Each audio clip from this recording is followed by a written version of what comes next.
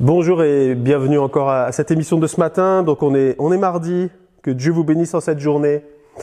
Et on va continuer d'étudier le fleuve qu'on a scruté depuis plusieurs jours. Et le dernier bras s'appelle comment? Genèse 2,14, c'est l'Euphrate. L'Euphrate, il existe encore aujourd'hui. Et ça veut dire quoi? C'est fertilité. Et Dieu s'est pas trompé dans les mots qu'il a utilisés en fait. Vous savez que dans la parole de Dieu, il n'y a pas de hasard. Chaque mot est choisi, c'est très précis. Le Saint-Esprit qui a inspiré la parole, c'est du travail d'orfèvre. Et quand on scrute vraiment les Écritures et qu'on plonge notre regard, on est vraiment émerveillé, étonné de voir comment Dieu a placé toutes choses même par avance. Et que nous, aujourd'hui, on est en train de voir et de s'apercevoir en fait que Dieu a déjà tout déterminé depuis toute éternité. Et ça, c'est Dieu, c'est l'œuvre divine. La parole de Dieu, c'est l'œuvre divine. Et j'aimerais t'encourager ce matin à tous les jours plonger ton regard dans les Écritures. Et quand on regarde Euphrate, fertilité, en fait, ça veut dire simplement que Dieu dans notre vie ne veut pas qu'on soit des hommes et des femmes secs, improductifs, perdus, qui ne servent à rien. C'est pas le programme de Dieu pour notre vie. Le programme de Dieu pour notre vie, c'est qu'on soit productif, qu'on se multiplie, qu'on devienne prospère et qu'on rende les autres prospères. Pourquoi? Pour glorifier son nom, parce que ça représente sa personne.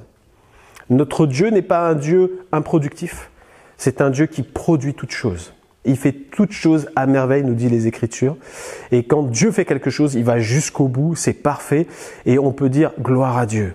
Et j'aimerais te dire aujourd'hui de la part de Dieu que dans ta vie, même si peut-être tu traverses des situations de crise, des situations de déprime, des situations qui sont bloquées aujourd'hui, peut-être sur ton lieu de travail, peut-être dans ton couple, peut-être dans ta famille, avec tes enfants, peut-être dans ton entourage, même à l'église, Dieu ne veut pas que tu deviennes quelqu'un qui soit sec, mais que tu deviennes quelqu'un qui devienne une source pour les autres. C'est ce que Jésus a dit.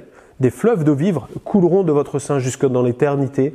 Donc en fait, Dieu veut faire de nous des hommes et des femmes qui vont amener du changement autour de nous, pas avec nos forces, parce que c'est ni par la force ni par la puissance, mais c'est seulement par le Saint-Esprit que ces choses s'opèrent. Et j'aimerais t'encourager aujourd'hui à dire que quand tu vas au travail, peut-être tu vas arriver dans un milieu compliqué. Peut-être que ton patron fait des siennes, peut-être que tes collègues sont en train peut-être de te mettre de côté parce que tu es chrétien et qu'il y a un gros décalage aujourd'hui à cause de ta foi. Peut-être que sur ton lieu de travail, les choses se passent mal parce qu'il y a des choix qui ont été posés qui sont pas très bons aujourd'hui. Mais j'aimerais t'encourager à dire que toi, peut-être tu traverses une vallée là, une vallée qui est sombre, une vallée ténébreuse, une vallée où c'est sec. Mais Dieu t'appelle, toi, à transformer cette vallée en un lieu plein de sources. Et j'aimerais que tu aies cette référence dans ton esprit aujourd'hui, dans les circonstances que tu vas affronter. Et regarde ce que dit la parole de Dieu. Psaume 84, verset 6. Lorsqu'il traverse la vallée de Baca, donc la vallée des pleurs, il la transforme en un lieu plein de sources. Et la pluie la couvre aussi de bénédictions. Dieu ne se trompe pas. Il dit pas, je vais le faire. Il dit, c'est vous qui allez le faire parce que je suis avec vous, parce que je vous ai choisi, parce que mon esprit est en vous et qu'il n'y a aucune limite à ce que je fais à travers vous. Peut-être que toi, tu vois cela comme quelque chose que tu dois fuir la situation, alors que Dieu te dit, non, je vais t'apprendre par mon esprit à ce que cette vallée devienne non une vallée sèche, mais une vallée qui va être reverdie, où il va y avoir du fruit, où ceux qui sont autour de toi vont dire, mais il y a quelque chose qui se passe. L'atmosphère change, les relations changent.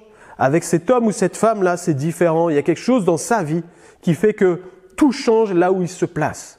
Quand tu regardes dans les Écritures les hommes, les femmes qui sont là, on a des témoignages réels que tu peux saisir aujourd'hui.